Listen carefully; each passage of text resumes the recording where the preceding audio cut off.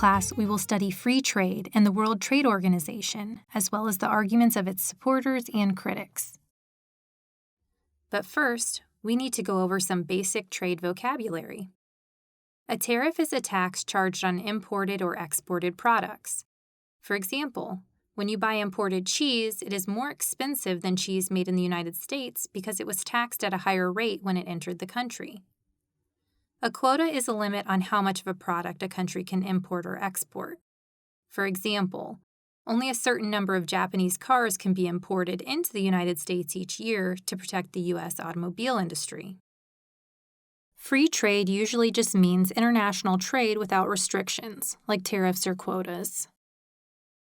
Now we're ready to discuss the World Trade Organization in particular.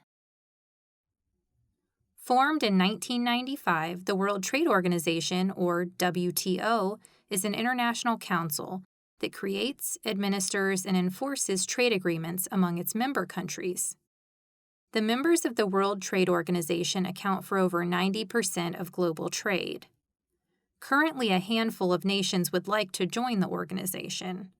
However, unlike some international groups where it's simple to become a member, applicants to the WTO must negotiate the terms of their membership with the current member countries. Current member countries review the applicant country's trade potential and develop ideas to open the applicant's markets. In 1998, the United States hosted the third WTO Ministerial Conference in Seattle, Washington. Trade ministers from over 160 countries met to discuss a broad range of trade topics. This meeting was considered controversial because the talks were held behind closed doors. This means the public was not allowed to watch or take part in the discussions. At the conference, President Clinton called for a reduction in trade barriers and increased exports of agriculture, services, and manufactured products. The WTO also looked at technology issues, like commerce for electronics and advances in science. It also considered adding new members, as there were 32 applicants for WTO membership at the time. These countries would make up 11% of world trade and would be new markets for goods and services. While at the conference, President Clinton also called for the WTO to support environmental protection and labor standards for its member countries. Each member country is allowed to set their own standards when it comes to the environment, health, and safety.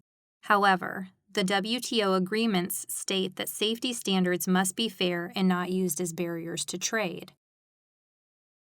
Periodically, trade disputes arise among member nations. The WTO has a set of rules to hold countries accountable for their trade actions. These rules state that in order to be fair to both sides, neutral experts must hear any trade disputes. There are diverse opinions on the World Trade Organization. First, we will examine the opinions of those who are for the World Trade Organization.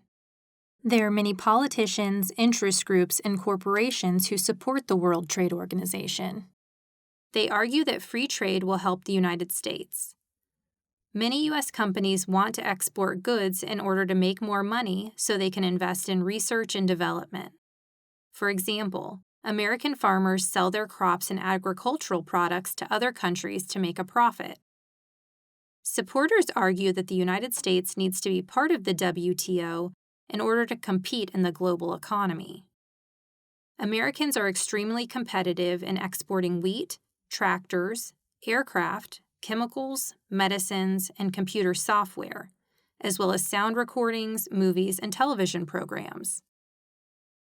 When businesses are able to sell goods and services they produce to foreign consumers, they increase sales and profits for their American companies. To meet this foreign demand for goods and services, jobs are created for American workers. Supporters also say that imports help American consumers. When other countries sell their products to us, consumers have more variety and quality products to choose from. In addition, the prices of goods decrease because there is more competition. Americans can buy coffee, tea, and fresh fruits and vegetables year-round, even though not all of these goods are grown in the United States year-round.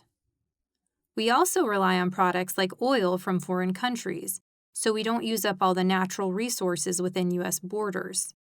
trade agreements help make all of these purchases possible. Moreover, supporters argue that millions of American jobs depend on imported goods from around the world.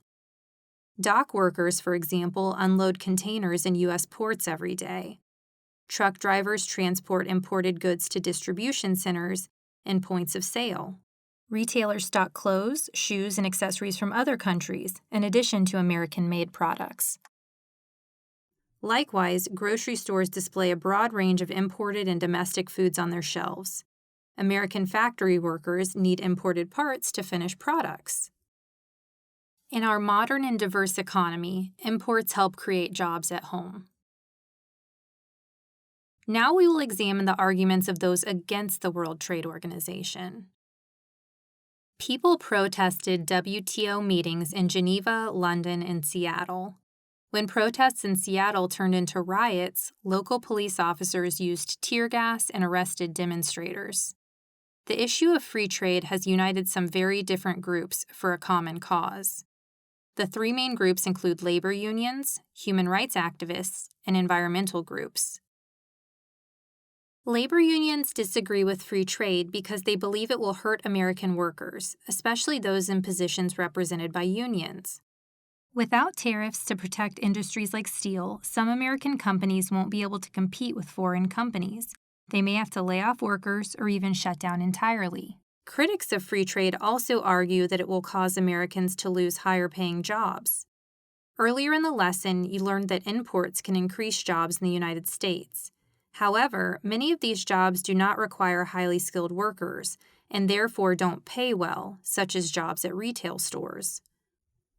Human rights activists also worry that free trade actually helps companies in other countries take advantage of their workers.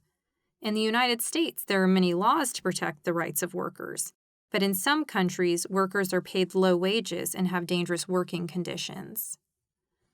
Companies that operate in developing countries can produce and sell goods for less because they don't have to pay their workers the same wages as employers in developed countries, and they may not have laws governing workplace safety either. These lower-priced goods often outsell other higher-priced products produced by better-treated workers. For example, some activists feel that China violates human rights in the workplace, and therefore they should not be allowed membership in the World Trade Organization. Environmentalists have similar concerns. They worry that free trade increases environmental issues. For example, in the United States, there are many laws that protect the environment. U.S. companies must meet clean air and water standards set by the Environmental Protection Agency. They cannot use an unlimited amount of natural resources like lumber.